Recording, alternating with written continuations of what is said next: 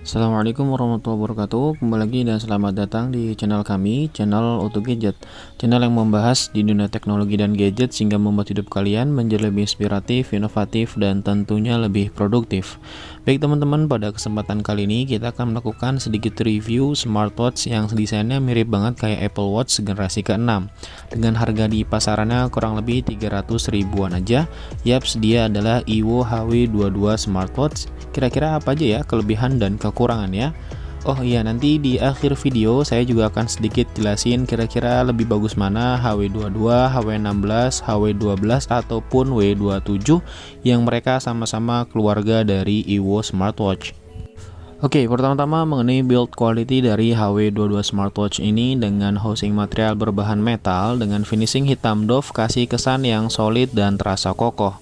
Untuk bagian tombol kanannya berbahan polikarbonat dengan aksen merah terasa kliki dan lumayan oke dan gak terasa ringkih. Nice. Masuk ke bagian belakangnya sama berbahan polikarbonat dengan sensor dan pin magnetic chargernya kasih feel yang terasa bagus dan solid juga. Lanjut masuk ke bagian displaynya. Jam ini memiliki panel TFT dengan bentang layar 1,75 inch atau setara dengan 44 mm dengan 320x320 pixel, kasih warna yang tergolong padat dan vivid dan masih bisa kita andalkan di kondisi outdoor. Ditambah adanya sentuhan 2,5D glass dan anti fingerprint kasih nilai positif pada layar HW22 ini. Masuk ke bagian notifikasinya, jam ini sudah mampu memberikan huruf dan karakter yang cukup banyak namun masih belum bisa melakukan balas pesan secara langsung menggunakan HW22 ini. Namun yang paling menarik adalah HW22 ini bisa melakukan Bluetooth call secara langsung melalui jam ini dan langsung berbicara karena sudah include mic dan speaker. Namun disayangkan belum support WhatsApp call, berbeda dengan FM08 ataupun W27 yang keduanya sudah support WhatsApp call. Namun dari segi kualitas speaker dan mic-nya ya janganlah terlalu berharap banyak ya teman-teman. Mungkin bisa dibantu dengan connect terlebih dahulu menggunakan TWS agar lebih jelas suaranya.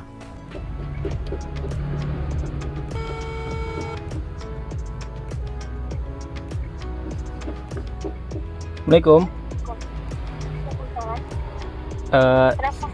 Nggak apa-apa, saya cuma mau ngetes doang. Suara saya jelas nggak, Mbak?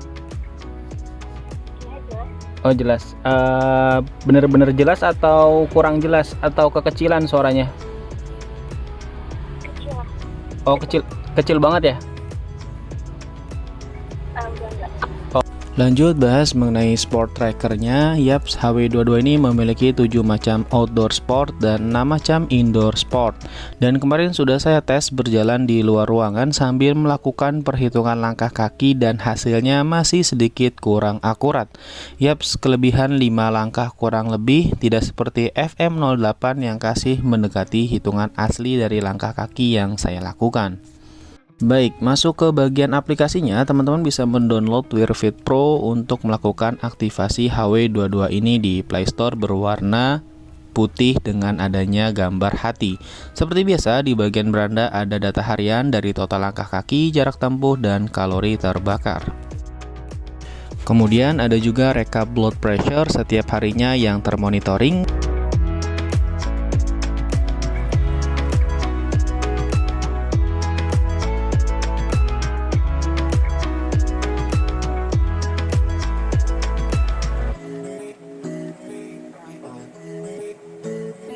Ada juga rekap kadar oksigen dalam darah yang termonitoring dalam satu hari, yang tentunya ini bermanfaat banget di kondisi pandemi kayak gini. Ada sleep monitoring juga, tentunya akan dilacak setelah teman-teman menggunakan jam sambil tidur. Nah ini padahal saya nggak pernah pakai HW22 ini sambil tidur ya, tapi kenapa kelacak ya? Saya juga agak bingung nih. Ada juga kondisi kelelahan kita, ada juga aktivitas yang efektif, ada juga body temperatur dan immunity. Namun jam HW22 ini sebenarnya belum support dua hal tersebut ya, berbeda dengan saudaranya Evo 27 yang sudah support body temperatur. Masuk ke bagian exercise-nya, kita disuguhkan beberapa macam pilihan olahraga. Baik ketika kita mulai maka akan muncul kalori terbakar, waktu latihan, dan pace-nya juga. Dan terakhir tentunya ada GPS yang masih belum built-in di jam HW22 ini. Jadi teman-teman harus bawa HP yang terkoneksi baru bisa melakukan pelacakan lokasi yang dilalui.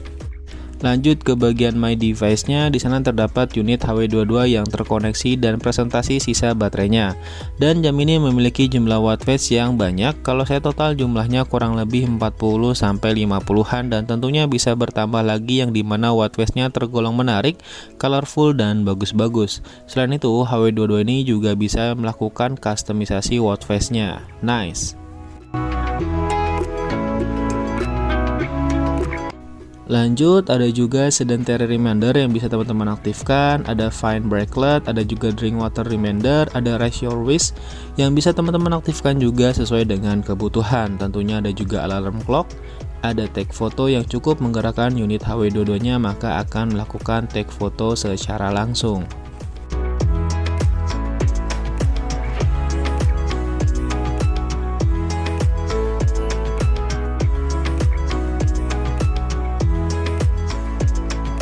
Kemudian ada juga Hold Data Measurement Frequency, Weather Pass yang bisa diaktifin juga.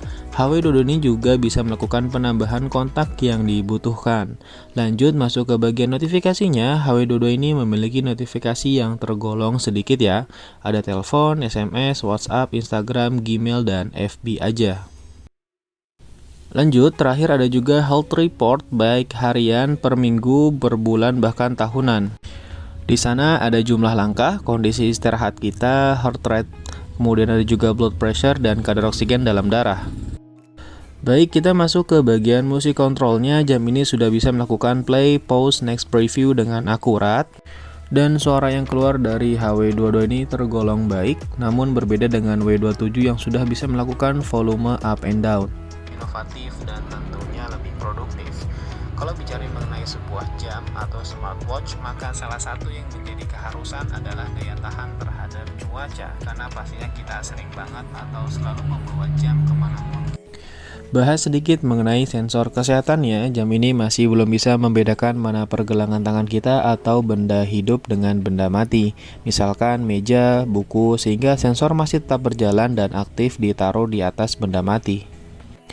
Lanjut, di HW22 smartwatch ini ataupun di Evo W27 memiliki fitur unik yakni adanya always on display yang ternyata bisa digunakan walaupun sepenggunaan saya maksimal sampai 5 menit aja AOD-nya.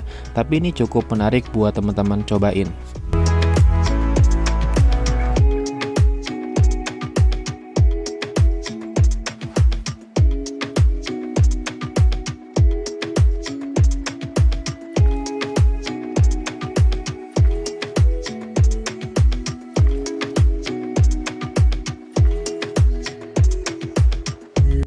Baik teman-teman, terakhir mengenai daya tahan baterainya ditenangi dengan HS6621, saya sebenarnya tidak terlalu berharap banyak mengenai kualitas daya tahan baterainya. Sepenggunaan saya, jam ini hanya mampu bertahan 1 harian aja walaupun digunakan mode power savingnya, maka mentok 1 hari lebih 2-3 jam doang. Namun ini jauh lebih baik dibandingkan W27 smartwatch. Namun untuk pengisiannya cukup cepat, cuma butuh waktu setengah jam aja dengan charger tentunya 30 watt. Oke, seperti janji saya di awal, saya akan sedikit share pengalaman saya terhadap HW16, HW22, dan W27 smartwatch yang baru-baru ini saya review. Untuk dari segi daya tahan baterai, HW16 juaranya, disusul dengan HW22 dan W27 smartwatch yang paling akhir. HW16 mampu bertahan hampir 5 harian pemakaian normal, namun HW22 ataupun W27 hanya mampu bertahan 1 harian aja. Lanjut ke bagian displaynya, HW22 memberikan warna yang sedikit lebih baik karena HW16 ataupun W27 sepenglihatan mata saya warnanya sedikit agak kekuningan. Dan kekurangan dari W27 adalah jumlah watt phase yang sedikit, bahkan tidak bisa melakukan customisasi watt phase. Berbeda dengan HW16 ataupun HW22 yang keduanya memiliki watt phase yang banyak dan bisa custom watt phase juga. Baik teman-teman, mungkin itu video dari kita, semoga bermanfaat. Mohon maaf jika ada kesalahan dalam penyampaian. Terima kasih banyak sudah menonton videonya dari awal sampai akhir. Terus support kami dengan klik tombol subscribe, like, dan share teman-teman. Untuk Gadget pamit, wassalamualaikum warahmatullahi wabarakatuh.